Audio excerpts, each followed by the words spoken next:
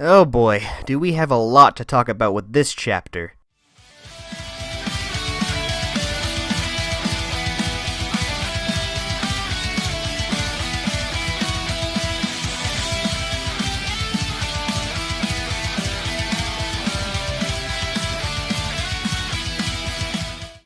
How's it going, everyone? InnovativeJdawg here with my review for Chapter 61 of the Dragon Ball Super manga.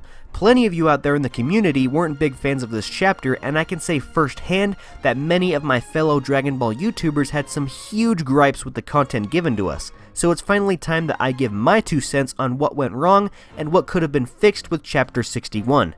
Did I like the events of this chapter? What didn't I like, and what could have been fixed in order to make things better? I'm going to talk about all of that here in this review, so stick around, maybe grab a snack, and let's dive deep into this month's chapter. Titled Vegeta Reborn, Chapter 61 opens up right as the fated battle between Vegeta and Moro begins, with the Saiyan Prince having just finished his spirit control training on planet Yardrat and having arrived on the battlefield thanks to instant transmission. I'd say this is a pretty solid beginning as we see Vegeta, who keep in mind is in his Super Saiyan Blue evolution transformation, start to warm up against Moro and make it seem as though he had only slightly progressed his power since his last meetup against the Planet Eater. Even though we the reader know what Vegeta's hiding, nobody else on the battlefield knows what's up his sleeve, so it's pretty neat seeing Vegeta test the waters before utilizing his secret technique right out of the gates. As the fight slowly progresses, with Vegeta silently continuing his onslaught against Moro, we get to the first issue that I've seen many people point out with this chapter. A quick shot of Piccolo interjects between the fight and shows him talking about Vegeta never misreading an opponent's strength, and come on Piccolo, now isn't the time for jokes. Do I need to remind you of this? Or how about this? Maybe this? Alright, how about this? Then there's this. Oh, and don't forget about that time when... Alright, just one more. All jokes aside, Vegeta has had his ups and downs in terms of fighting stronger opponents, and even though Piccolo wasn't present for all of the times he's hyped himself up for a fight, it's pretty goofy to say that Vegeta, of all people, isn't capable of misreading someone. I personally don't mind this quick interjection though, and I've managed to find the humor in it, but I just thought I'd point it out with no offense to Piccolo nor Vegeta. Back to the fight, Vegeta starts to gain the upper hand on Moro, and unlike what happened with Ultra Instinct, seeing his evolution form utilize sheer strength to overpower the Planet Eater actually makes sense, and I'd say fits more with the concept of this transformation and this character's fighting style. As the fight continues, Vegeta lands a kick to Moro's side, and we see little orbs of energy begin to float away towards the sky, forming a gigantic ball of energy above the battlefield, much like a spirit bomb. Goku points out that this is Vegeta's new technique that he had mentioned, with it being referred to as Forced Spirit Fission. I for one think it's a cool idea to have energy leak out of your opponent with each attack you inflict upon them, ultimately making them weaker with each punch and kick. It could definitely be a handy tool from time to time. However, I don't think it's the extent of Vegeta's spirit control. By the end of this chapter, we're led on to believe that Vegeta dedicated his entire time on Yardrat to mastering this one technique in hopes of weakening Moro and turning the battle over in his favor. But if you remember from a few chapters back, we saw Vegeta utilize some sort of spirit gun technique in order to dispatch of an enemy back on Yardrat. Forced Spirit Fission could very well be the pinnacle of Vegeta's training, and while it has a cool concept, all of that build-up and mystery behind spirit control would just seem like a wasted opportunity to me if this were the case. I know there's more behind spirit control that we just haven't seen yet, and I have no doubts that Forced Spirit Fission is just one of the many basic variations that Vegeta can utilize. Think of it like how Ki users can fire it off in beams, orbs, or even form blades around their arms. Something pretty cool about this chapter though was how my predictions came true. If you remember from some of my previous reviews, you may recall that I wanted Vegeta to find a way to counter Moro's magic and weaken him in the process, giving him the upper hand in a one-on-one battle. This is exactly what I was hoping for, and I think it's a nice touch that we watch Moro's youth slowly disappear as Vegeta continues to extract the life energy he had taken throughout this entire arc. We see Moro grow his beard back and his body becomes more frail as Vegeta liberates all of the life energy he had stolen and made his own. Sending the energy scattering back throughout the universe to its respectful owners, Vegeta continues to wail on Moro as Gohan points out that Force Spirit Fission, quote-unquote, tears apart things that were combined through fusion or absorption. Keep this quote in mind as I have a lot more to say on this line at the end of the review.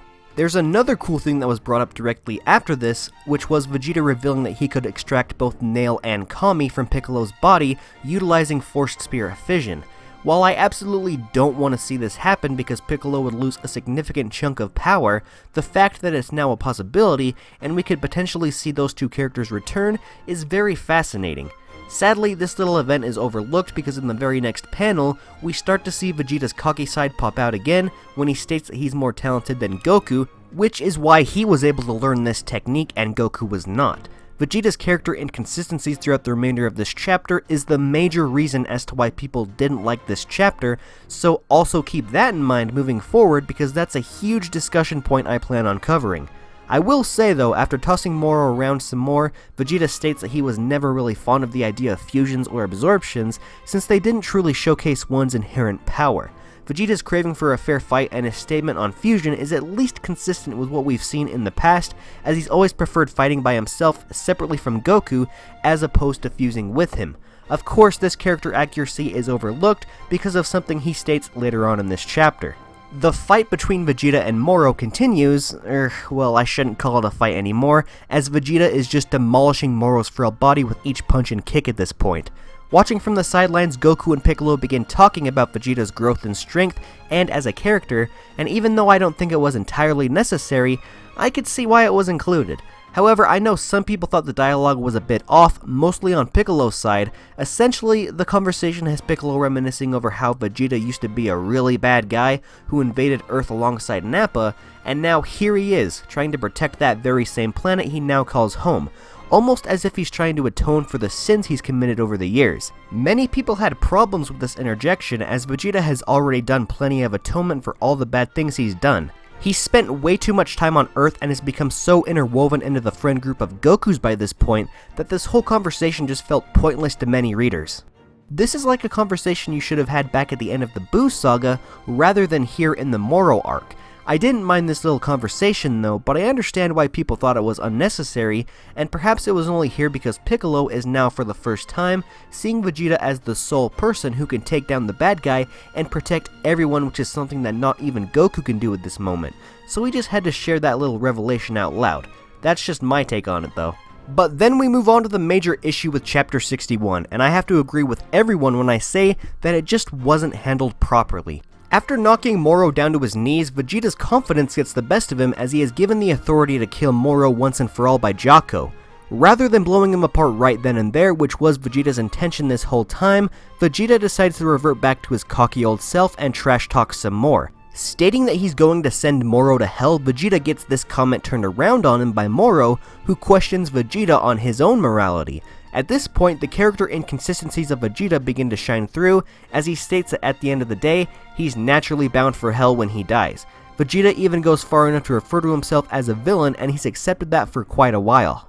This was the straw that broke the camel's back for many people, and it only further cemented the idea that Vegeta is an inconsistent mess in Dragon Ball Super that bounces back and forth from being a kind father and an arrogant jerk.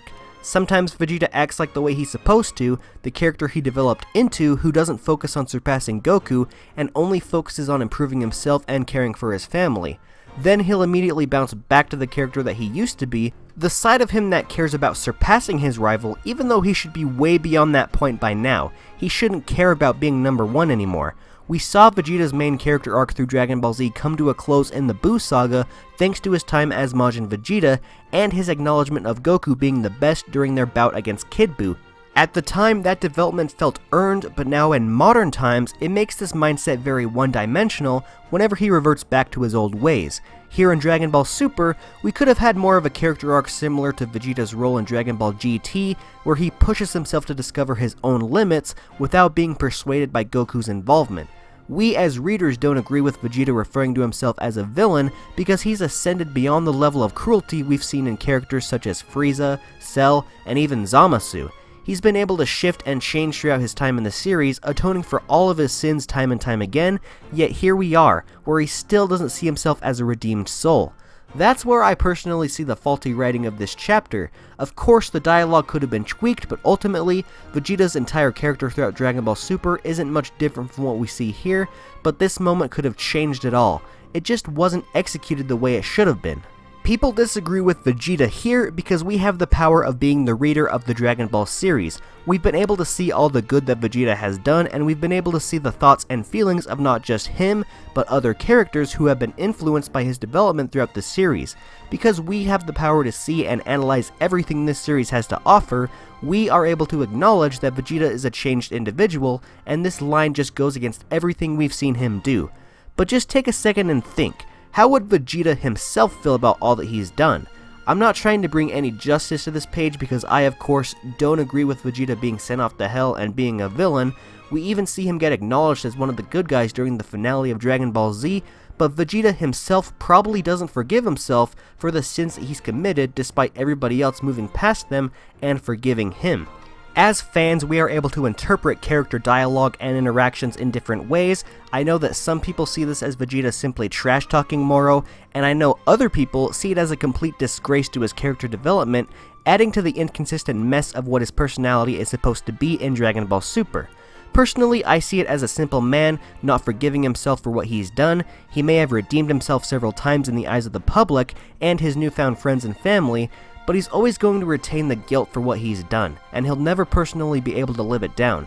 He may not be a bad guy, but he sees himself as one, and no matter what he does, he's always going to take this guilt to the grave despite all the good he's done. Of course, that's just my take. I'm interested to hear what you think about this whole exchange between Vegeta and Moro down in the comments. I could be wrong, you could think I'm wrong, but remember to be civil because at the end of the day, I don't think this exchange was necessary and could have been avoided altogether. I feel exactly how you feel. Moving on, however, Vegeta should have taken advantage of his dominance over Moro because now he's given the Planet Eater the opportunity to enact his backup plan. Knowing he's been defeated by Vegeta, Moro rushes off to his ship and encounters Shimoreka and 7-3 with Vegeta quickly following behind. Burning Shimoreka to a crisp and taking the time to devour 7-3, and I mean literally devour. Moro doesn't turn 7-3 into a ball of energy or anything, he just straight up eats him. Moro is finally caught up to by Vegeta, who witnesses the horrific act and attempts to put him down. Sadly though, the damage has already been done and Vegeta's attack is ineffective as Moro knocks Vegeta back to his base form and sends him crashing down towards Earth. Descending down after him, Moro reveals his new transformation achieved by absorbing 7-3, and personally, I prefer Moro's old look, but maybe it'll take some time to get used to this new appearance. The face reminds me a lot of Perfect Cell, which is fitting considering he achieved this look by absorbing someone else just like what Cell had done. With the reveal of this new Moro, not sure what we're going to refer to him as yet, so let's just call him Fused Moro for now. The chapter ends with Vegeta being defeated and an even more terrifying power awaiting the Z-Fighters. Yeah, it's disappointing that Vegeta is down for the count for the time being, but like I said, I feel like there's a lot more behind Spirit Control that we just haven't seen yet. I'm hoping that in the next few chapters, Vegeta manages to get back to his feet and we learn that he was holding back a forbidden spirit technique that Paibara told him not to use. Having him break the rules and use it as a last resort could be very similar to how Goku was instructed not to put too much power into the Kaioken and could still give Vegeta a fighting chance. Regardless though, I guess we technically saw Vegeta defeat Moro like we were all hoping would happen, he just got carried away and let him run off at the most crucial time. Before I get to my final thoughts on the chapter though, I have some speculating to do for the next few chapters. Remember how I told you to keep in mind that forced spirit fission is a technique that tears apart things combined by fusion or absorption? As of now, we've only seen Vegeta use the technique to liberate life energy from within Moro's base body, but also take into account the statement he made towards Piccolo. He said he was capable of separating him from both Nail and Kami, who were assimilated into Piccolo's being.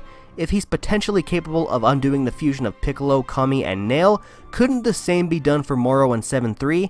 Sure, 7-3 was literally devoured and possibly is being digested by Moro by now, but it's still technically referred to as an act of absorption at the end of the chapter. My theory is that we're going to see a big battle between Fused Moro and the Z-Fighters as Vegeta recovers from that final attack, and then we're going to see Vegeta use a forbidden spirit control technique to gain the upper hand on Fused Moro, and potentially separate Moro and 7-3 with forced spirit fission. Of course, I could very much be wrong, but I'd like to think that's the direction that this arc is headed, and I'd love to hear all of your thoughts on this down in the comments. All in all though, I'd say I liked this chapter significantly less than chapter 60. I don't think it's terrible like most people are saying, but it's definitely not one of the better chapters that the Moro arc has produced thus far. There's a lot of unforgivable inconsistencies here, and overall I think Piccolo's interjections are unnecessary to the point that it takes out a large chunk of storytelling needed for this chapter if you were to remove them. Plus, with the cherry on top being Vegeta's monologue about himself being a villain, I really don't agree with what was said even if I tried to make some sense of it earlier on in this video. The monologue just brings more harm to Vegeta's character than good, and if it really had to have been included here, I would have preferred Vegeta accepting the things he's done and fully realizing himself as a reformed person. To me, this was a below average chapter, but I hope that chapter 62 is able to redeem itself and go in the direction that I want it to take, redeeming the messy character of Vegeta that was shown off here. If that's not what you want to see, how do you want this arc to end? Who should defeat Fused Moro? I'm interested to hear what you have to say, and as always, thank you all so much for watching this video, and if you want to stay up to date on all of my Dragon Ball content, make sure to give this video a thumbs up and share it with your friends. Subscribe to my channel and hit that notification bell to stay up to date on all of my future Dragon Ball related videos. I highly recommend doing so because I have plenty of video ideas stemming from this chapter alone. You don't want to miss them. Until those videos come out though, I hope you guys enjoyed this review, and I'll be seeing all of you in my next video. Later!